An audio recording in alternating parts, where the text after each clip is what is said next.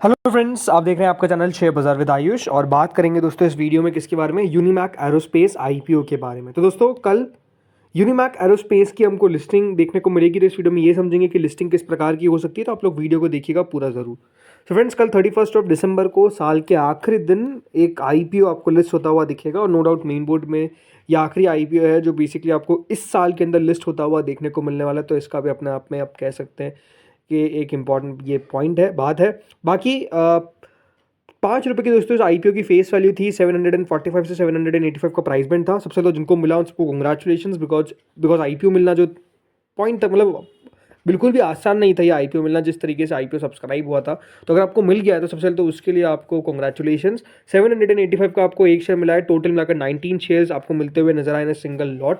अगर आपने H category में लगाया तो आपको ऑब्वियस सी बात है ज़्यादा शेयर्स मिलते हुए नजर आएंगे। दोस्तों सबसे पहले तो हम जब भी आईपीओ की बात करते हैं तो देखते हैं कि वो इशू किस प्रकार का था, राइट।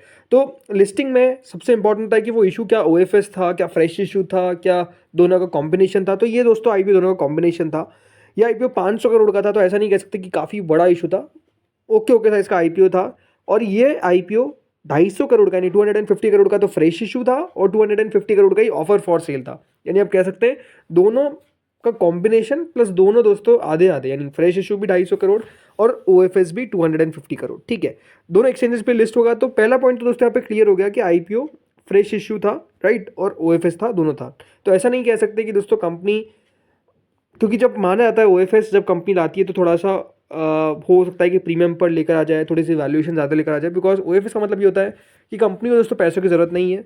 कंपनी को पैसों की ज़रूरत नहीं है तो हो सकता है कि कंपनी अपने शेयर्स भी ऊंचे दाम पर बेचने की कोशिश करे। बिकॉज कंपनी दिखाती भी है कि देखो हम आईपीओ इसलिए ला रहे हैं ताकि ये हमारी कंपनी लिस्ट हो जाए, राइट। हमको पैसों की ज़रूरत नहीं है, तो वैल्यूएशन थोड़े से कभी कभार कंपनी ऊपर भी कर देती है। बट फ्रेश इशू जब कंपनी ला रही है तो इसका मतलब ये है कि फ्रेश इशू का मतलब है कि कंपनी को पैसों की नीड है, तो वैल्यूएशन कंपनी थोड़े से सही रखेगी, इन्वेस्टर्स को का फायदा हो ऐसा दिमाग में सोच के चलेगी, तभी कंपनी को पैसा मिलेगा। तो ये बात क्लियर होती है।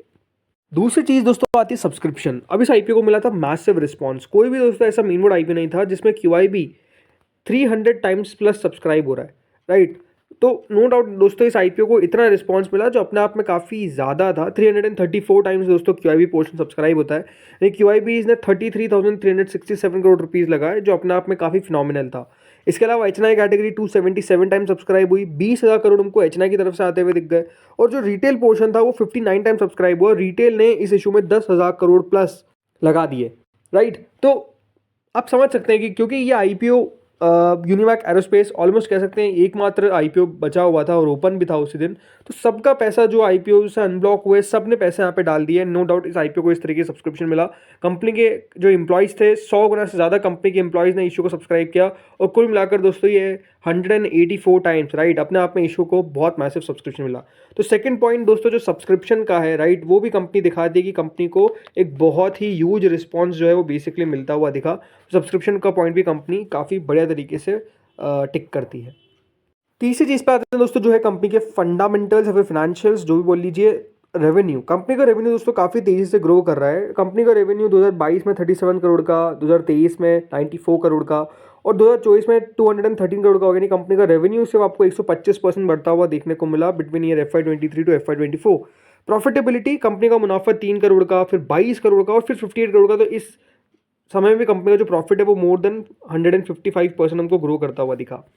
अभी कंपनी दोस्तों अपने 2 क्वार्टर्स के नंबर्स पेश करे, जिसमें ऑलरेडी कंपनी 127 करोड़ का रेवेन्यू कर चुकी है विद प्रॉफिट ऑफ 38.68 करोड़। तो यहाँ पर भी आप समझ सकते हैं कि कंपनी काफ़ी बड़े तरीके से ग्रो कर रही है। कंपनी के ऊपर डेट आप कह सकते हैं बहुत ज़्यादा नहीं है, मात्र 74 करोड़ की कंपनी आपको डेट मिलेगी। तो इसलिए जो कंपनी के परफॉर्मेंस इंडिकेटर्स है, इसमें कंपनी का ROE आता है 53% का, रिटर्न ऑन कैपिटल एम्प्लॉयड आता है 54% का, जो अपने आप में काफ़ी यूज है। मतलब इतना अच्छा रिटर्न ऑन कैपिटल एम्प्लॉयड है और रिटर्न ऑन इक्विटी है। उसके पीछे का रीज़न है, ये बात ध्यान रखिएगा। बिजनेस भी जो है बहुत पुराना नहीं है। दूसरी बात, फाइनेंशियल्स कंपनी के भी बहुत अच्छे दिख रहे हैं, बिकॉज आप कह सकते हैं स्टार्टिंग ऑफ है। डेट टू इक्विटी कंपनी का 0.32 का है, जो अपने आप में बढ़िया है। मार्जिन कंपनी का बहुत हायर है 27.85% का, जो भी अपने आप में काफ़ी बढ़िया बात है। अब आते हैं दोस्तों वैल्यूएशंस पे। कंपनी अपना आईपीओ वैल्यू करती है at a price earning of 51.61। अब जो इसके पीओज है, जैसे एमटार दोस्तों ट्रेड करता है at a P of 237, Azad engineering 145, Paras defence and space 146, डायनामेटिक नीचे करता है ऑलमोस्ट 37 पे, लेकिन डेटा पैटर्न ट्रेड करता है एट अ पी ऑफ 89। यानी जो भी दोस्तों कंपनी ने अपने पीएस बताए उसमें अगर आप देखेंगे तो मेजरली 100 से पार ट्रेड करते हुए देखने को मिल रहे हैं इन टर्म्स ऑफ वैल्यूएशंस। एक अकेला डायनामेटिक टेक्नोलॉजी है जो हमको ट्रेड करता हुआ दिखता है at a P of 37। No doubt सारी कंपनीज को आप ये नहीं कह सकते कि एक जैसी कंपनीज है, डिफरेंस है ही थोड़ा सा बिजनेस में, बट स्टिल जो इस पूरे स्पेस में कंपनीज ट्रेड कर रही है वो ट्रेड कर रही है at a very high multiple. ये सबसे इंपॉर्टेंट बात समझ में आती है। सो अब कुछ इंपॉर्टेंट बातें आपको बताता हूँ यूनिमैक की, ठीक है। तो सबसे पहली बात तो ये लीडिंग मैन्युफैक्चरर है। मैन का मतलब याद रखिएगा मैन्युफैक्चरर है। मैन्युफैक्चरर है किसका? एरोस्पेस टूलिंग्स का, ठीक है। ये अपने आप में one of the leading manufacturer है इस पूरे स्पेस का। इसके अलावा दोस्तों कंपनी जो है वो नए मशीन्स को ऐड करने वाली है। जी हाँ, ये बात ध्यान रखिएगा, नई कैपेसिटी कंपनी ऐड करने वाली है ताकि ग्रोथ हो सके। और इसी के लिए दोस्तों कंपनी के पास जो अभी एग्जिस्टिंग मशीन्स है 100 उससे बढ़ाकर सीधा 180 कंपनी करने वाली है।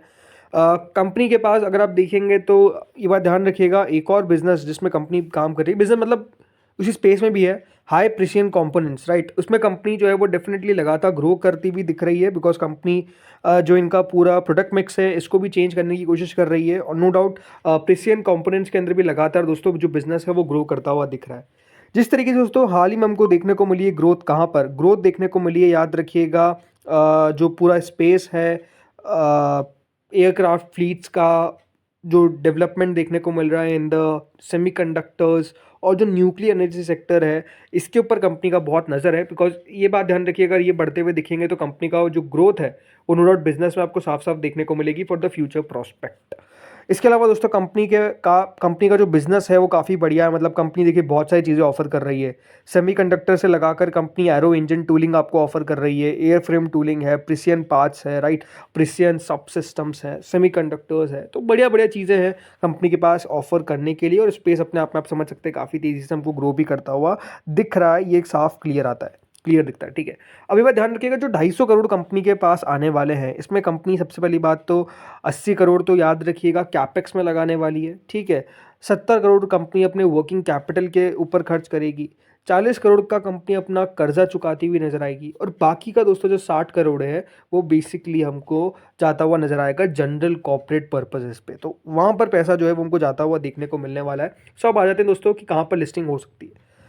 सबसे पहली बात तो कंपनी याद रखिएगा अपना जो मार्केट कैप है वो रख रही है 3992 करोड़, ओके। 3992 करोड़ पे कंपनी की मार्केट कैप रहने वाली है अभी लिस्टिंग के बाद। नो डाउट वो तो चेंज होगी। जिस तरीके से दोस्तों कंपनी अपना आईपीओ लाई है at a price band of 785, जिसमें आपको 19 शेयर्स मिलेंगे इन अ सिंगल लॉट। जिस तरीके से कंपनी की ग्रोथ देखने को मिल रही है वो अपने आप में काफ़ी शानदार है। अभी कंपनी का प्राइस टू अर्निंग है ऑलमोस्ट 51 का, जैसा आपको हमने दिखाया। ग्रे मार्केट चल रही है 625 रुपये पे, दैट इज ऑलमोस्ट 80%। बट मेरे हिसाब से दोस्तों 80% का लिस्टिंग गेन मिलना थोड़ा सा मुश्किल लगता है। उसके पीछे का रीज़न है आज की बाजार की गिरावट। जिस तरीके से आज दोस्तों बाजार गिरता हुआ नजर आया वो अपने आप में एक बड़ा रीज़न है कि उतनी अच्छी लिस्टिंग तो मुझे लगता है कि ना हो पाए जितना अभी करंट ग्रे मार्केट शो कर रहा है। बट वट आई फील कि दोस्तों ये कंपनी जो है वो 60-65% का लिस्टिंग गेन देने का पूरा दमखम रखती है और मेरे हिसाब से वो देकर भी जाएगी। इसीलिए हमने एक मॉडरेट रेंज रखी है 1300 से 1350, जिसके बीच में मेरे हिसाब से ये कंपनी आपको लिस्ट होती हुई देखने को मिलेगी। देखिए इंटरेस्टिंग स्पेस है, लगातार कंपनी बढ़िया ग्रो करती हुई दिख रही है। हाल की कंपनी 2016 में याद रखिएगा इनकॉर्पोरेट हुआ है, तो ऐसा नहीं कि बहुत पुरानी कंपनी आपको देखने को मिलती है।